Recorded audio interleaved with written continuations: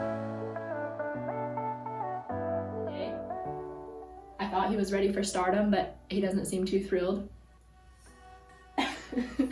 What's up, guys? Welcome to Moto Fitness episode 4. Today we're going to talk about the science behind and the value in flexibility training and proper warm-up and cool down as it comes to your training days, your ride days, and especially race day. So stick around until the end, I'm begging you, and I'll show you a nice little warm-up routine that you can put into play at the next race to make sure that when you're sitting on the start line, your body is prepped and ready. This is one of the biggest problems that I see at our local races is that the average person just does not warm up before they race. When I used to be in the B women class, I would look around and I would be like the only person, me and maybe one other person would be the only people doing jumping jacks, doing high knees, doing stretches when we're sitting on the start line before the race. And I think it's just that the average Joe weekend warrior racer doesn't understand the importance behind flexibility and stretching and warm up, or they think the more energy I save for the race, the better.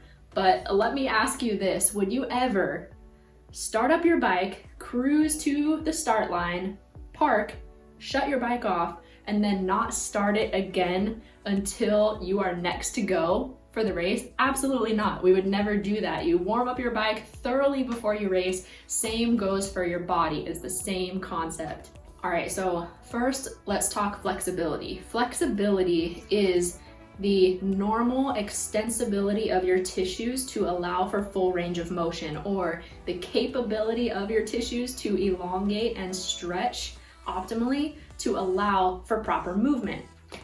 Poor flexibility can come from several different things, such as past injuries, poor posture and body mechanics, poor training and exercise technique, poor neurological coordination control, lack of core strength. So why is lack of flexibility a problem for us as riders? You may not be able to touch your toes or do the splits or put your foot behind your head. And all of those are very impressive feats of flexibility, but they hold no value to us as riders. That's not what we need our bodies to do. The way that flexibility is valuable to us is through injury prevention and through optimizing your performance and your efficiency of your body when you're out there on the bike. So flexibility training can be broken into 3 basic categories. There's corrective flexibility, active flexibility, and functional flexibility.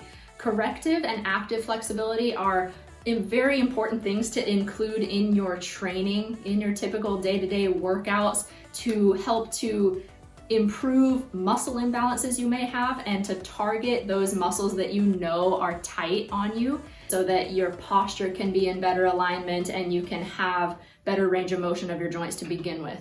But functional flexibility is where I want to focus today because that is where dynamic stretching comes into play. And that is the type of stretching you're going to be using in your pre-race and pre-ride warm-up routines. Dynamic stretching is different than static stretching in that you're not holding a stretch for a long period of time. You're just repeatedly moving your joints through their full range of motion to work on warming up your tissue extensibility so that your body gets ready to perform at its best.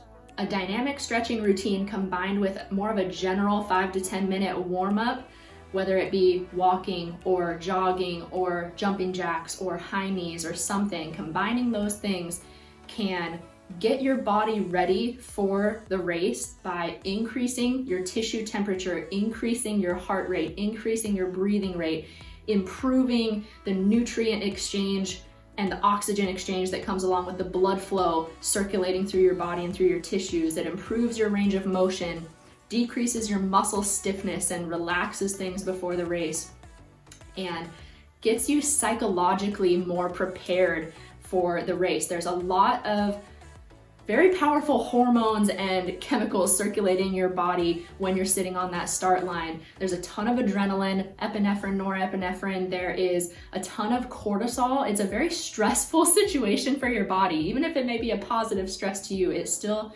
very stressful on your body. So if you can move that stuff through you and have some kind of an energy outlet, it's a great psychological prep for the race.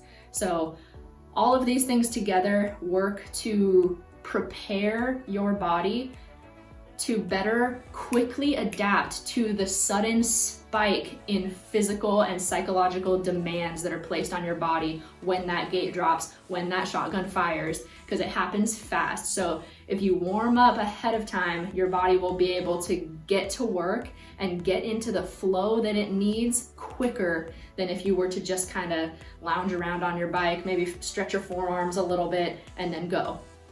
So we want that quick, efficient transition to max performance. In addition, if you should crash at some point during your race, it would be greatly preferred if your body could ragdoll instead of China doll, if you know what I mean. You want your body to be able to bend, not break, and absorb impact, absorb shock without injuring your tissues. And so warming up and stretching is going to do that for you. Then, after an intense ride or an intense workout or a race for sure, it's really important to also incorporate a cool down routine of some kind where you allow your heart rate to gradually return back to baseline and you keep your blood circulating through those tissues to help flush out the waste products that have just been filled up in your body. And it's gonna help greatly improve your post-workout recovery and reduce your post-workout soreness so that you can get back to training quicker after that race and get back on track towards your goals.